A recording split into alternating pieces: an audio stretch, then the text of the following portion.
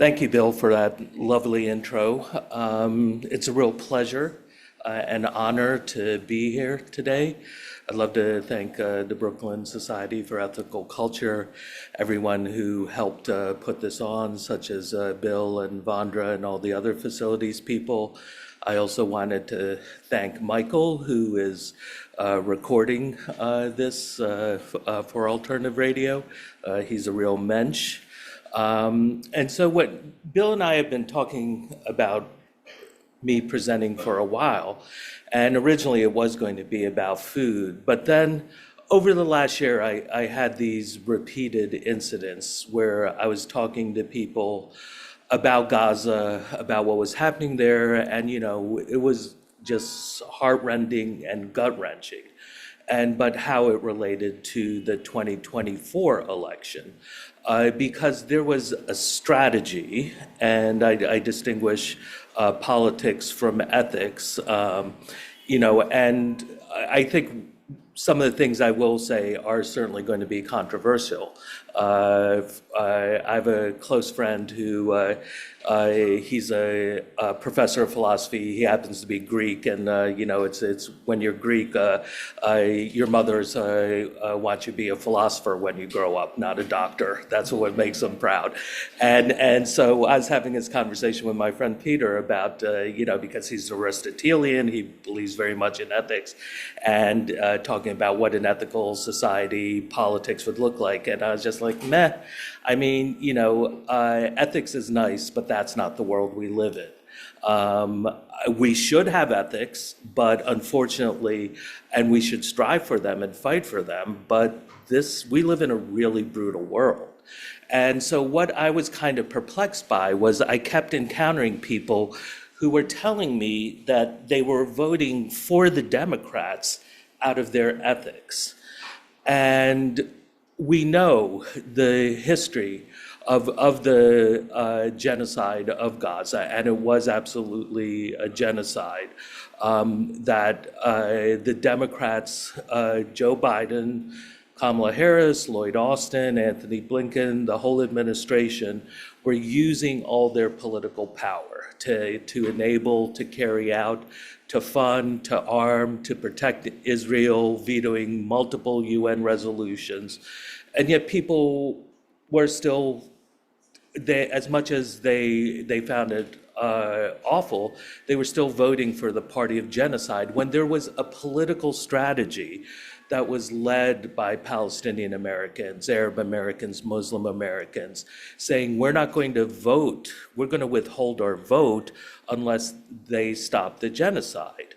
And in the end, that's what Kamala Harris agreed. 2 days before the election, she went to Michigan and finally said what everyone was hoping she would say, that I will end the war in Gaza.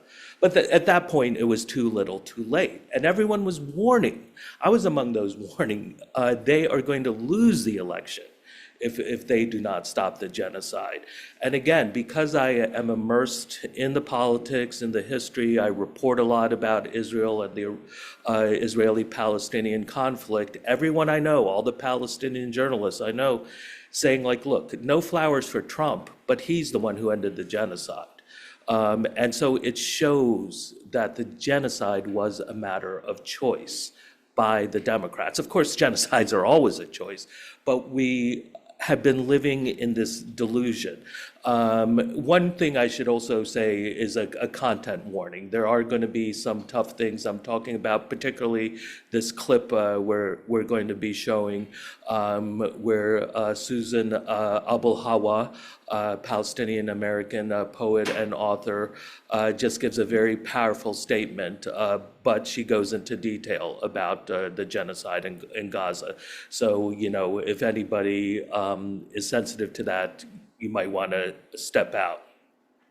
So as Bill mentioned, I do have these various backgrounds.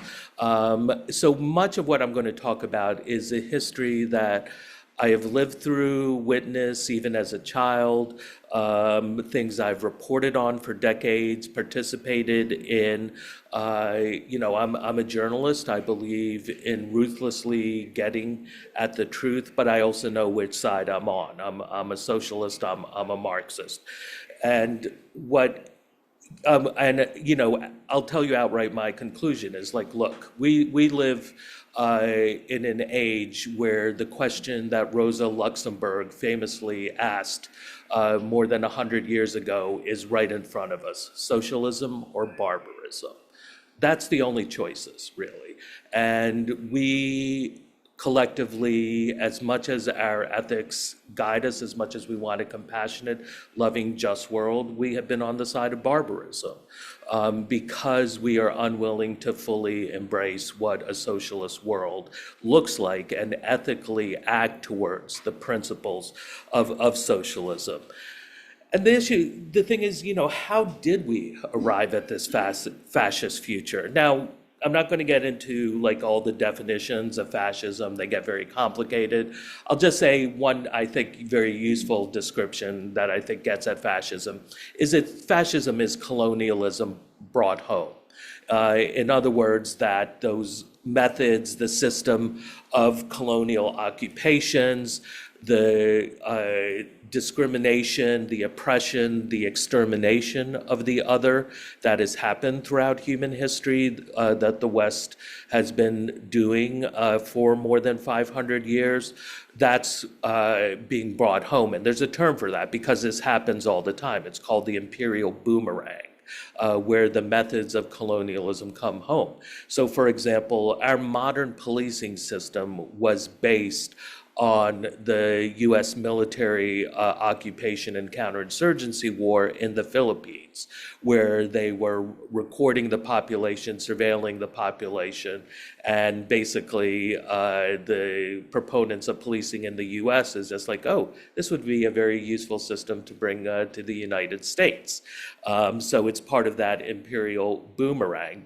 We can find all these parallels now between the U.S. occupation of Iraq and what is going on right now in Washington, D.C. Now, a lot of you are graybeards like myself, so if you remember, in 2003, the Bush administration put a Henry Kissinger protege, Paul Bremer. He was made basically the viceroy of Iraq. He had no experience in military occupations, knew nothing about Iraq. He goes in and starts to dismantle the administrative state.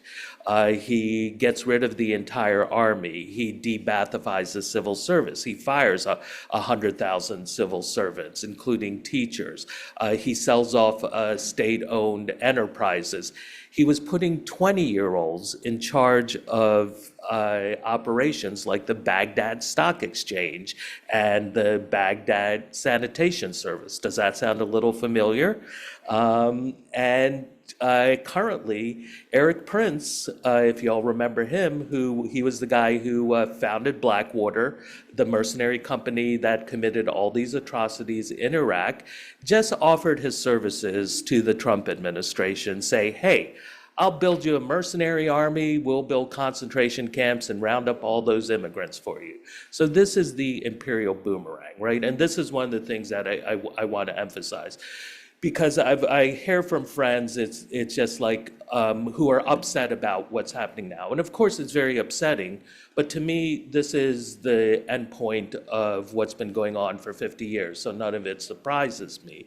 I've been told things like, well, genocide was bad, but that's happening over there. This is happening here.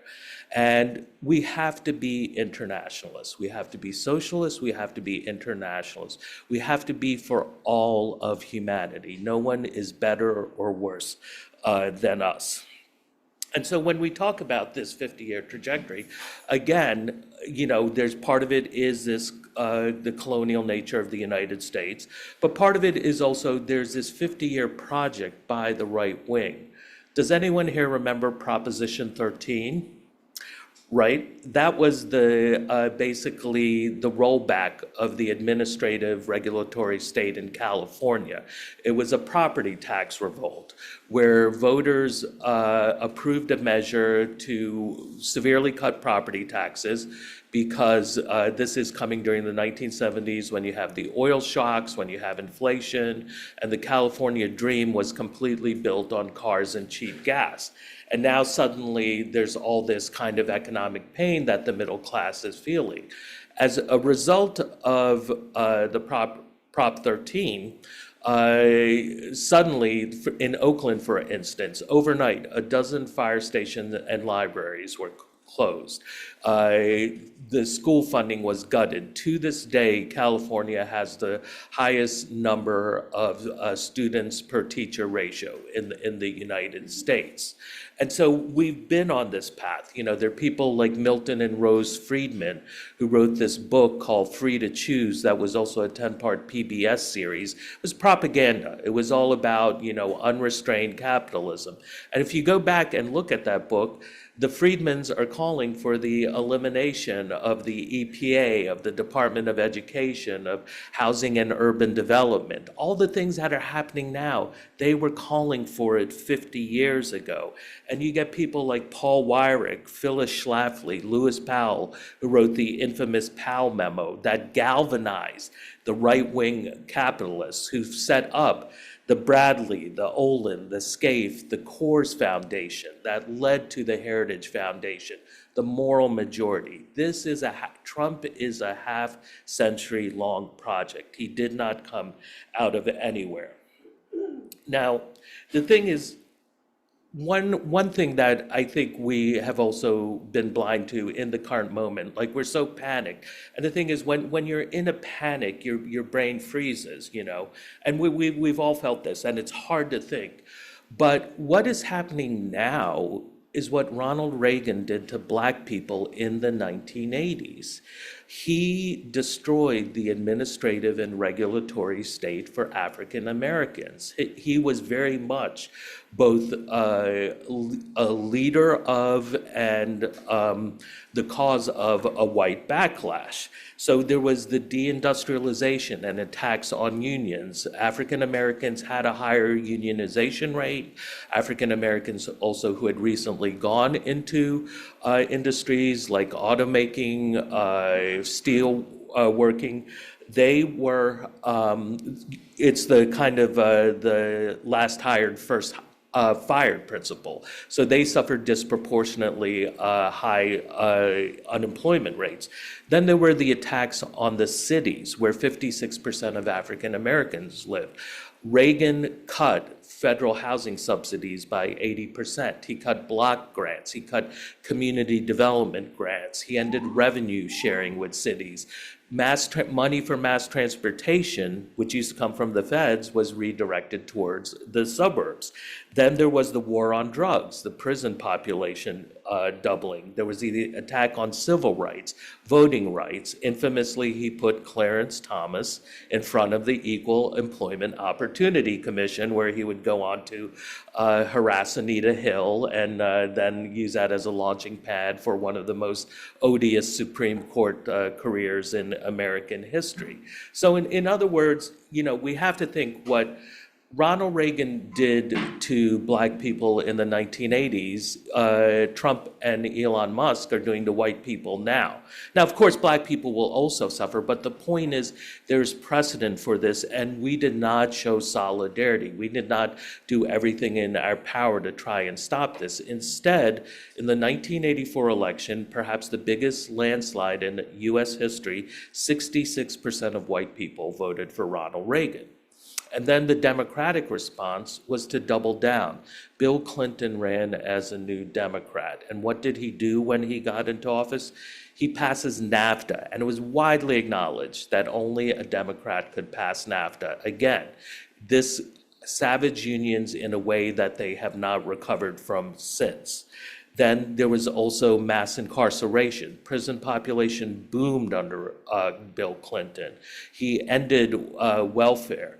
And you know, there's an interesting point to the ending of the welfare, because I love to bring in perspectives in terms of food, which is that one of the key components of is ending welfare, and it was called the Personal Responsibility Act, right, which is part of the ideology of neoliberalism that Reagan brought into being and which Clinton also followed. So it's called the Personal Work Opportunity and Personal Responsibility Act. And at the signing ceremony, he had fast food company executives and 3 black women, because the welfare reform, what it did was to move women off the welfare rolls, right? And now the typical welfare recipient is a white woman, but black and Hispanic women are disproportionately or were disproportionately represented. It basically funded fast food companies to take this low-wage workers. This was a form of social engineering. So when we think of why is the landscape covered in fast food restaurants, they needed a low-wage workforce, and part of that was African Americans, low-wage workers whose meager benefits were withdrawn. And that money starts going to the fast food companies. So by 2013, federal subsidies for fast food workers in the forms of food stamps and in the forms of cash benefits, in the form of Medicaid, was $7 billion a year. That also happened to be the amount of profit fast food companies made in 2013. Right? So this was a direct transfer of wealth under the guise of welfare reform. And of course, fast food is just the worst thing in the world for you in terms of eating it. And so it creates all this sickness. This is something that was socially engineered. Now, I think one of the things that, I'd say when I was younger, I wouldn't understand. The funny thing is I get more radical as I get older, not less radical like you're allegedly supposed to. And capitalism always leads to fascism. That is the nature of capitalism, right? There's this old dead white guy who wrote something in the mid-1800s about all that is solid melts into air, all that is holy is profane. And what that means is capitalism just sweeps everything before it, just destroys everything. And some of that is good because it destroys a lot of reactionary traditions, especially oppressive traditions when it comes to women that are common across the world. But it also destroys the things that are good, the bonds between communities, among family, the cooperative and equal relationships that exist. What capitalism does is it just tears everything apart. Capitalism means proletarianization. And what that means is it's a process of making us into workers we can only think about our day-to-day biological reproduction. That we're so consumed with getting the means to afford housing, for transportation, for food, for healthcare. It's so exhausting. It doesn't leave us any time to think about where we're going. It doesn't leave us time to be in community, to cooperate, to think of a different world. It deliberately dumbs us down. And so what happens is, though, this system cannot exist, right? It tears everything apart. So you need a politics that brings people back together. And this gets back to socialism or barbarism. And what the right wing does, it offers people very simple, easy solutions. They're very ugly. They're about demonizing the other, right? They're about, saying these groups are causing all your problem. And notice how it always changes, right? In our lifetime, going back to the 90s, it used to be, Pat Robertson, it's lesbians and feminists and witches who are causing all our problems. And then it's Muslims, and, then it's welfare queens, and, it's immigrants, and then it's, unions, it's wokeism, right? The target is constantly changing, but it's easy for people to understand. Oh, it's that person next to me. Trying to understand capitalism and how it works, not just as an economic system, which is hard enough, but even more difficult as a social system that gets in our heads, that where we like think in terms of capitalism in our daily lives, like, oh, we live in a competitive system, where that's not true. Our society wouldn't work if there wasn't constant cooperation. You can't drive down the street or walk on the sidewalk without cooperation. But it tears us apart. And so right-wing demagogues historically have come in with this type of hyper-nationalism to bind people together, and it's proven very effective. Because think about it, if I had told you 20 years ago that we're going to be heading into another fascist moment, you would have been like, that's ridiculous. Fascism was dead and buried in 1945. How could anyone agree to fascism ever again? But here we are. Capitalism always winds up in fascism. And so the thing is, what I would say is, like, you see the New York Times lamenting this every single day now, the destruction of kind of the global order, the World War II order. If you want capitalism, you're going to end up in fascism. You can't have liberalism and capitalism. If you want liberalism, it has to be socialism, right? You have to give people the freedom, the economic freedom, right, where they don't have to worry about where they're going to live, what they're going to eat, their health care, their retirement.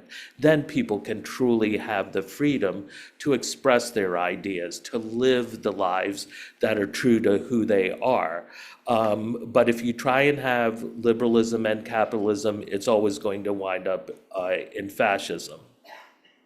And so now I want to play a clip, a short video, about 3 or 4 minutes, because I want to address this question of the Gaza genocide. I think this is one of the great stains on American society, on, even the liberal and the lefts. And I'm someone, if you know me, I don't care about guilt.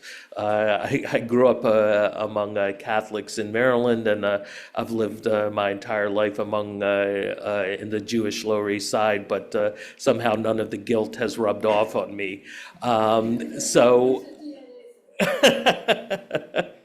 Maybe.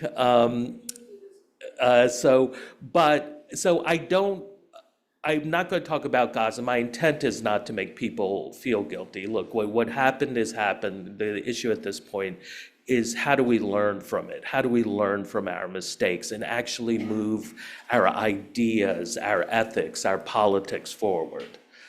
So how do we... Pat, could you play the clip? So let me just real quick, sorry. If Palestinian... This is Susan Abulhawa. She's a Palestinian-American poet and author. She's speaking at Oxford University last year. There was a debate, is Israel an apartheid state committing genocide? And so what she is doing is she is speaking in favor of this resolution, which passed overwhelmingly. But she is describing, what if we saw what the Zionists are doing to the Palestinians? What if we reversed it and the Palestinians were doing this to Jewish people? So let's play that clip. Pat? If Palestinians had killed an estimated 300,000 Jews in 1 year, targeted their journalists, their thinkers, their healthcare workers, their athletes, their artists, bombed every Israeli hospital, university, library, museum, cultural center, synagogue, and simultaneously set up an observation platform where citizens came to watch their slaughter as if a tourist attraction. If Palestinians had corralled them by the hundreds of thousands into flimsy tents, bombed them in so-called safe zones, burned them alive, cut off their food and water and medicine, if Palestinians made their children wander barefoot with empty pots, made them gather the flesh of their parents into plastic bags, bury their siblings, their cousins, their friends, made them sneak out from their tents at night to sleep on their parents' graves, made them pray for death,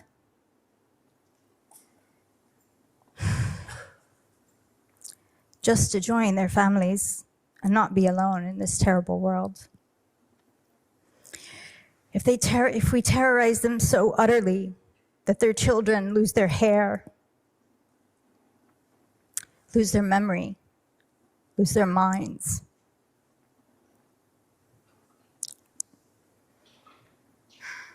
and made those as young as 4 and 5 die of heart attacks.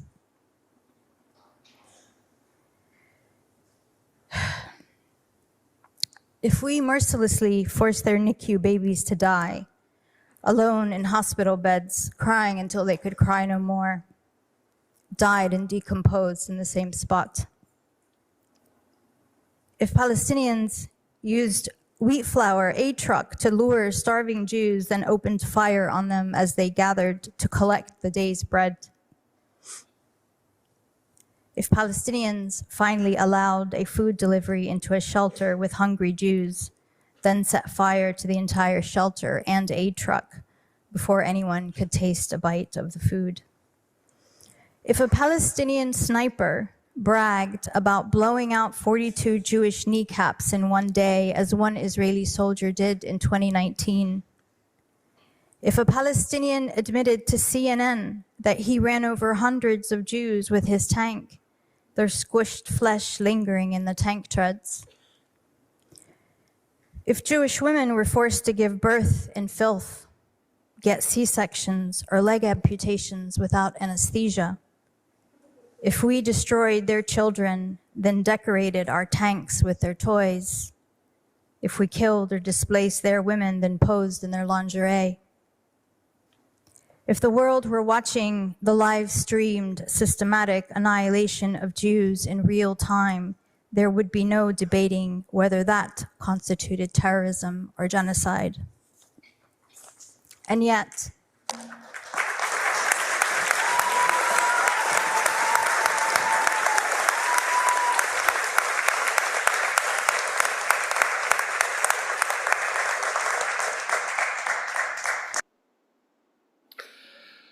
So the reason I played that is it's powerful, obviously, and we allowed that to happen.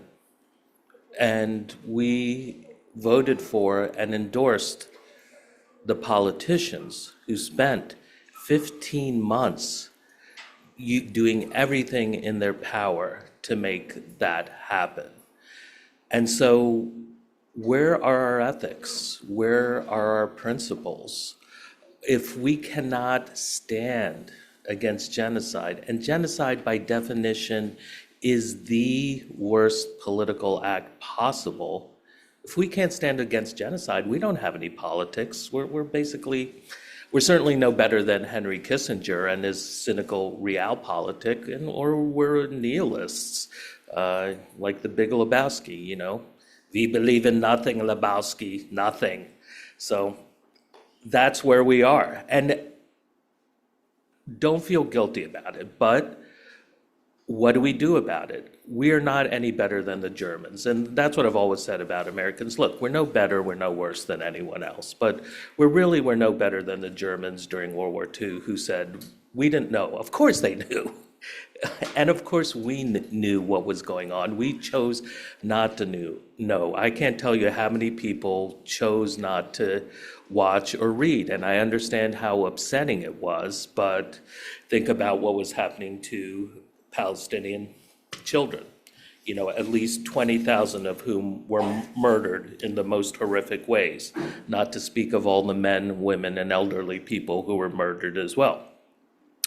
So that is what has led me to think about ethics in a very different way. I try to come at it from the perspective of power. That's the world we live in. It is one about the brute application of power. But power works in a couple of different ways, right? There's that abstract idea of, you know, what Trump and Elon Musk are doing, using their power. They're using their power in a way that Joe Biden or the Democrats never used, right? What if we actually saw a Democrat who was breaking the law to ensure there was Medicare for all, or breaking the law to enforce a just green transition to deal with the catastrophic climate change, right? It's why do we only think that law breaking can serve terrible ends? Why can't it serve good ends? And so, but our world is made of power, right? We can talk about the arc of humanity going back 200,000 years, the arc of human civilization beginning with the Neolithic Revolution 11,500 years ago, recorded human history, that's 5,000 years old, but it's really the last 250 years that are just absolutely unlike anything else in the history of this planet. And that, of course, is the Industrial Revolution. Now, our ancestors, actually were the first ones, hominins, maybe Homo ergaster, Homo habilis, Homo erectus, were the first ones to invent the controlled use of fire. Humans have been around for 200,000 years. The controlled use of fire actually goes back at least 800,000 years, and there's evidence it may go back 1.5 million years. So far longer than humans have existed, there's been the controlled use of fire. And that's part of the reason why we like smoked food so much, right? So, like when you have that smoked salmon and a schmear on a bagel, it's kind of an evolutionary throwback. Now, fire is incredibly important, right? It gave us cooked food. We cannot survive without cooked food. If you try and eat a raw food diet, you will starve to death eventually. This has been studied before. So fire gave us cooked food. It also gave us ceramics. It gave us bronze. It gave us iron. It gave us civilization. Then if we go back about 2,000 years ago to ancient Greece and ancient China, we get wind power and we get water power. And that's all the types of power there was for humanity, right? Animal power, human power, wind power, water power, and then everything changes in the 1700s. That's when coal began to be used. And then in the 1800s, crude oil and natural gas. In 1885, a German by the name of Carl Benz invents the gasoline-powered automobile. And interestingly, wind and solar come after that. It's in 1886 that you have the first wind turbine, 1887, and then 1888 is the first patents in the United States for a solar cell. But it is this industrial revolution that is powered by fossil fuels that completely remakes our world. And, just a couple of examples in terms of like how our world has been utterly remade. In 1903 in Kitty Hawk, the Wright brothers successfully launched the first heavier than air aircraft. It travels all for 12 seconds. It goes 120 feet. And 66 years later, the United States is landing men on the moon. So just this extraordinary change in less than one human lifetime that goes on. Before that, even in the 19th century, the Industrial Revolution was mainly powered by wood. And in the 20th century, it's coal. And, interestingly, my parents have kind of bridged this kind of like ancient world to the modern world, right? They live in one of these tacky McMansions in Maryland where their power grid has nuclear power, solar power, wind power. But growing up, both their mothers would hand make little clay stoves on the kitchen floor. They were called chullas. This is a technology that goes back over 5,000 years. And one of the fuels they would use was cow dung. And there was one time that my grandmother, my dad's mother, told him as a kid, go outside and grab some cow dung to use as a stove. And he goes outside because his mom had spied a cow there. But there's a little girl who was throwing rocks at the cow because it wasn't producing any dung. So, it's interesting how in one lifetime they've basically been able to span thousands of years of technology. Now, fossil fuel was why New York is such a powerful city, such an immense city, and I really think it is one of the greatest cities in the world, despite all of its problems. By the 1870s, thanks to steam power, New York City was shipping out 1 million tons of grain a week. Not a year, a week. 2 billion pounds, 100 billion pounds of wheat. That I did the calculation. That basically, because one of the things the Industrial Revolution does is make grains the common food all over the world. And wherever you go, in France in the 1880s, in Japan in 1900, in the US in 1900. In France, they were eating on average 800 grams of bread a day. That's nearly 2 pounds. Japanese farmers were eating a kilo of rice a day. That's over 2 pounds. In the American South and in Appalachia, people would eat corn pone, 3 meals a day, 7 days a week. So they're eating maize. To this day, corn, rice, and wheat account for a majority of human caloric intake. So what is going on in the 1800s is you have this mass production of wheat. America becomes the world's breadbasket. It's coming out of New York City. Suddenly there's all this cheap wheat that is feeding Europe. Steam power at the same time, trains and steamships are completely upending traditional societies. Millions of people are being thrown into poverty in Europe. And so what is basically happening is fossil fuel is being turned into wheat, that wheat is being turned into Europeans, and those Europeans are being turned into migrants who are being bought by steam power to the United States to settle. And in the 1870s, 75% of migrants who are coming into the United States are coming through New York City. So that's this incredible exchange, and it's all because of wheat power.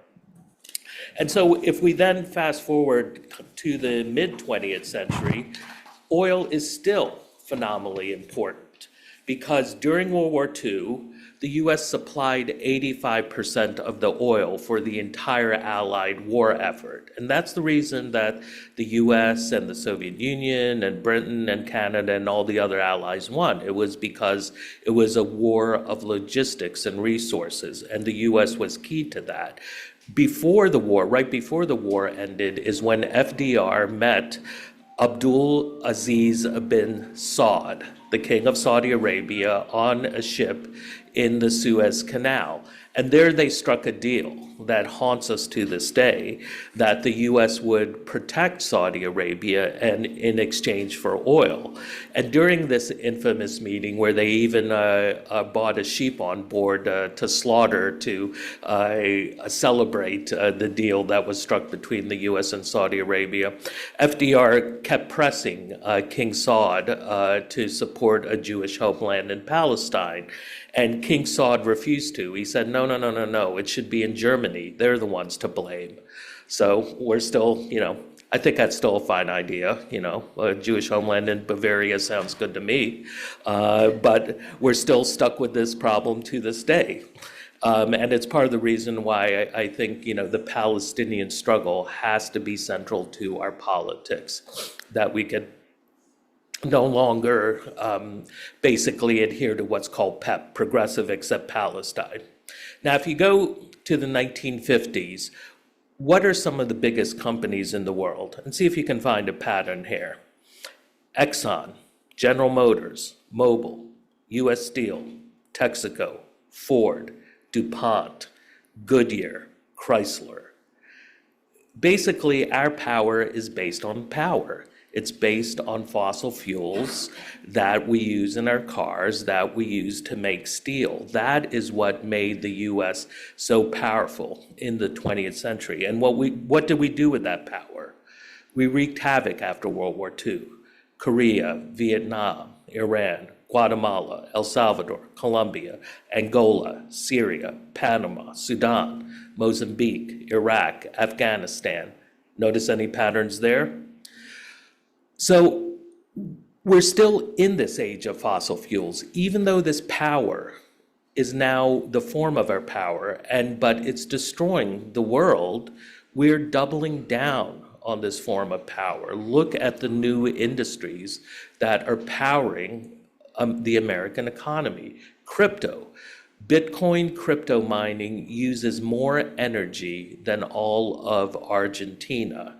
And now in the last couple of years, we have the quote unquote AI revolution, the machine learning, right? These data centers, they are using extraordinary amounts of powers. And remember, about a decade or so ago, all these big companies, big tech companies, were talking about where we're committed to net zero, we're going to, be green. Well, in the last couple of years, Google, Microsoft, Facebook, their carbon footprints have soared. In 1 year, Facebook's carbon footprint soared by 46%, right? So in the face of us destroying the world, we keep doubling down on fossil fuels. So we've basically become the dinosaur-killing asteroid. In a blink of a geological eye, 200 years, we have set off the sixth great mass extinction of species. We are headed towards a world where we're going to disrupt the Asian monsoons that feed 2 billion people. We're making the world so warm, it will be so warm by the end of the century. And look, most of us are going to be checked out long before then, myself included. But what type of world are we leaving for our children, right? Anyone who's born in the last 10 years, there's a good chance they'll see the 22nd century. That's kind of nuts when you think about it, right? Someone who's born in 2015 be 85 in 2100. So what type of world are we leaving them? Well, there's going to be genocide across Africa. We're already destroying Andean nations which rely on glaciers for farming. These are all peasant societies.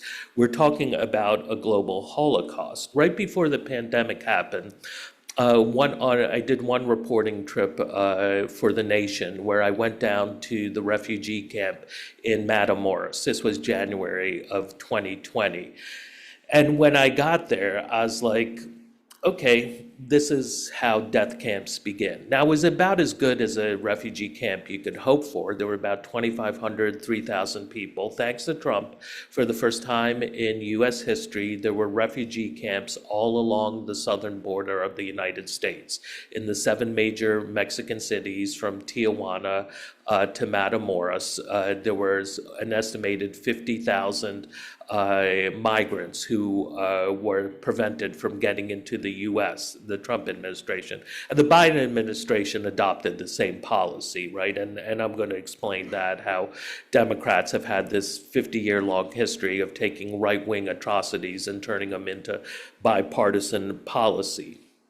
But there was a field hospital. Jose Andres had built this huge canteen that could serve 1,000 people meals at the same time. Civil society in Mexico had basically gotten together and built showers and laundry facilities. And so it was nice in terms of a refugee camp, but people were still camping. And when it was sunny, all the paths, everything was just dirt, because when you have thousands of people, all the grass gets worn away. And so the dust would kick up and people would be coughing and getting respiratory diseases because of the dirt. And when it rained, everything would turn to mud and people would be getting gastrointestinal diseases like cholera or dysentery. And so it was clear these were pretty miserable conditions. And then during COVID, the Mexican government sealed them off behind razor wire. And so it basically became a concentration camp, right? Concentration camp does not necessarily mean death camp. So, for instance, during the early stages of the Holocaust, Ravensbrück, which was the female concentration camp, the inmates there were given clean linens, silverware. At dinner, they had fresh bread, sausages, preserves. But the thing is, the logic of concentration camps is that they kind of always, the longer they go, they will inevitably turn into death camps. And because of the climate chaos we are creating from our power, from our fossil fuels, we are creating across the world, it's only a matter of time, 10 years, 20 years, before the concentration camps reappear on the southern border and they become death camps. Already, because we have militarized the US border and our policies have now extended the US border all throughout Mexico, all throughout Central America, all the way down to the Darien Gap, where Panama meets South America. There's probably, nobody knows, but there's probably tens of thousands of migrants who are dying every year trying to reach the United States. Since the US forced Mexico to start the drug war, bribed and forced in 2005, from 2005 to 2020, it's estimated 300,000 people died in Mexico because of the drug war, 100,000 of them migrants. So when you start to, and the Darien Gap, which you should read about if you haven't, one of the most inhospitable areas on the planet. It's a series of dangerous mountains and raging rivers and insects and cartels and gangs that at one point over 30,000 people a month were trying to cross. Thousands of people were dying. They were being swept away in rivers. They were being killed by gangs. They'd fall down, they'd slide down a mountainside and never be seen again, right? Thousands of people are dying when they cross into the US because it's our policy to make it as difficult as possible. We've already turned the border into a killing field. More people are dying on the border every year than Ukrainian civilians are dying in Ukraine as a result of Russia's war. And look, Russia's brutal, it's criminal, but we don't even think about what's happening right really on our southern border. We're looking a world away. And of course, we want the Russian invasion to end and Ukraine to be whole, but where is the concern for the migrants at the border? And by not stopping the genocide of Gaza, by not doing everything we could and saying no, this is a red line we will not cross, we've opened the door to a century of genocides, right? Fortress America, Fortress Europe. Since 2014, it's estimated that at least 28,000 migrants have died trying to cross the Mediterranean. And when you look at all the parties in power, all these fascistic parties or ones that are hoping to come to power, AfD in Germany, or Orban in Hungary, Meloni in Italy, Le Pen and the National Front in France, Donald Trump, these are all fundamentally anti-immigrant parties. How did Donald Trump launch his political career? By coming down that golden escalator and saying Mexicans are not sending their best. They're rapists, they're drug dealers, they're criminals. These are fundamentally It is fundamentally this world we are creating. This is why we cannot deny our responsibility to the rest of the world. This is why we have to be for all of humanity. We can't just be well, I'm concerned about what's happening here. Now, as I said, this backlash began in the 1970s. And what's kind of interesting is that basically two things are happening right in parallel. The first warnings of global warming were given to LBJ in 1965 by US scientists. The right-wing backlash starts with the election of Richard Nixon in 1968, and then it starts to gather speed with what is known as the Powell memo. This is an infamous memo written by future Supreme Court Justice Lewis Powell, where what he does is he basically says the business community needs to organize and fight back, and he starts to lay out the strategy for what would become this right-wing revolution that has led to Donald Trump and Elon Musk now destroying basically the progressive elements of the United States government. But it was Nixon who really set us on this path, right? Nixon, he was something different. He created this standard for all Republican presidents to follow, with just this vast criminality at home and then this just severe brutality abroad, right? It's not like Democratic presidents were that great. During the Korean War, it's estimated that the United States killed about 30% of the population in North Korea. At one point, the United States Air Force stopped bombing North Korea. It wasn't out of kindness. It was because we had destroyed everything there was to destroy. We had bombed all the factories, all the homes, all the civilian infrastructure, the power plants. Then the US started bombing farms and mines and dams, and there was nothing left to bomb.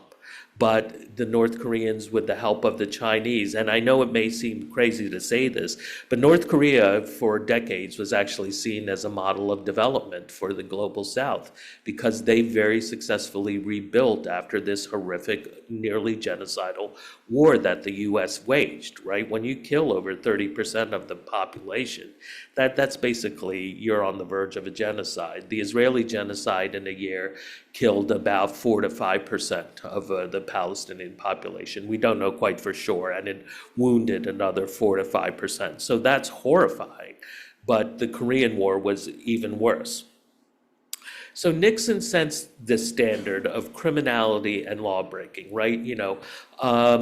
So has anyone here actually been to a protest since the inauguration, like gone and protested in the streets? That's great. About half the folks are raising your hand. Everyone should be out there as much as they can. I think it's really positive that groups like Indivisible and Move On, liberal groups, are out there encouraging people to protest.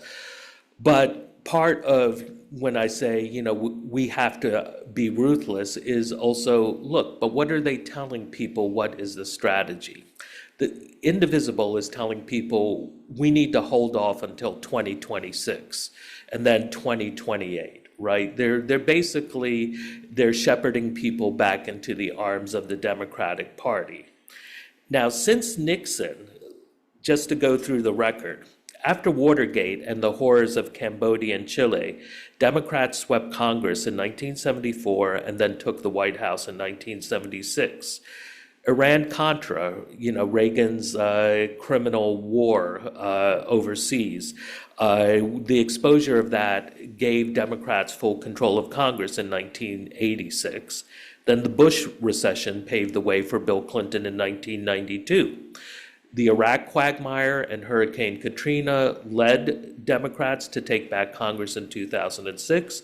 The subprime fraud crisis led to Obama's historic election, with a supermajority in 2008.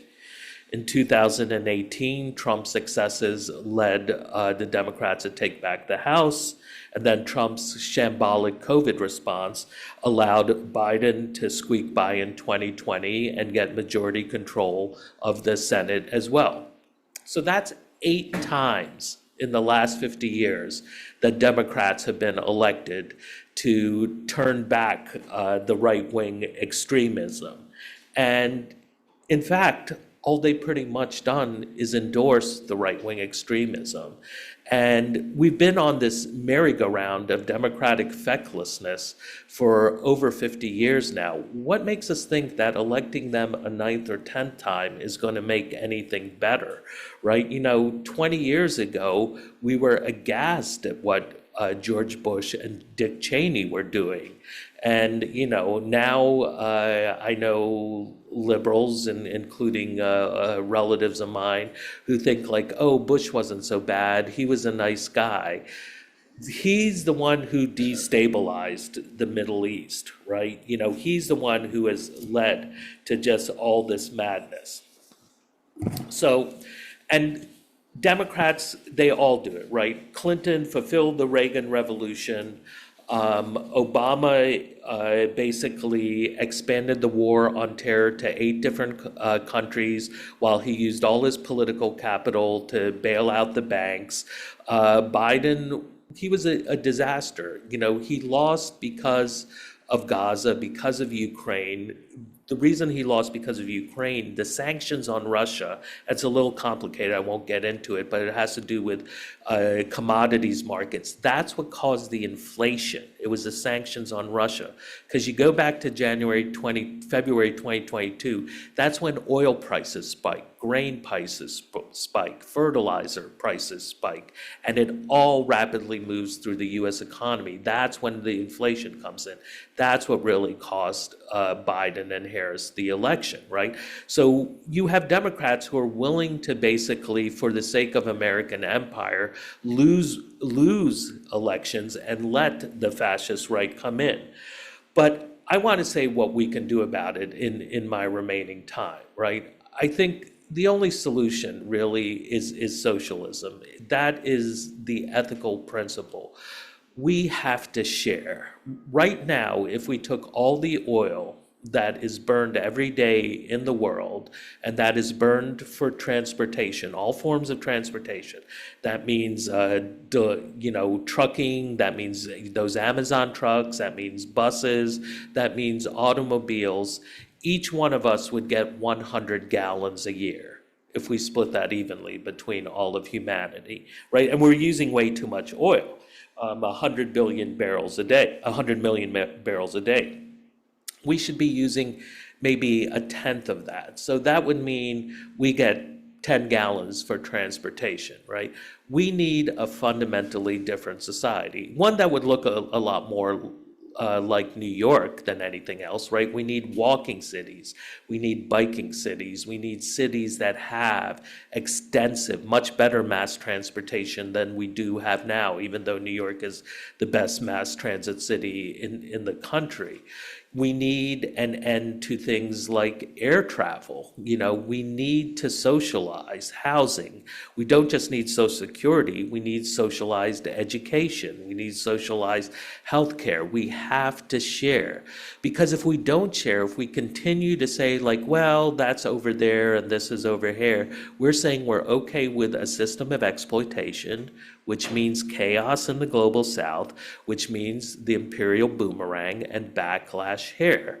We have to be internationalists. And I really think that the only way that we can put our ethics in principle is to absolutely be anti-capitalist. And I know for a lot of people, especially if you have any memories of the Cold War, when I say socialism, you kind of like may cringe, and it's just like you believe that, oh no, it's just like that means I have to live in a system where everything is gray. If I have a recording of Mozart, I'm going to be found out and like be led through the streets with a dunce cap on. If there's going to be commissars who come into my family's home that now has 3 other families living in it, and if they find an extra pillow or 2 cans of beans, I'm going to be sent off to a gulag, right? This is something that I think the right wing has done very well, is make us afraid of the idea of actually putting our compassion, putting our ideals, putting our ethics into practice, not just for our community, but for all of humanity. And if there's one thing I want to leave you with is that, look, do not fall into this trap of like, oh, I'm just going to act on one issue. This is advice I've been hearing, just pick an issue, or I'm just going to act locally. No, because if you do that, you're ceding ground to the right wing, okay? We need to act globally, but think locally. We need to build a powerful movement. We need to say what we're for, that what joins us is just not what we're against, that, we're against the excesses of Trump and Musk, but that we are for a better humanity, and that means solidarity, that means socialism, that means internationalism. Thank you.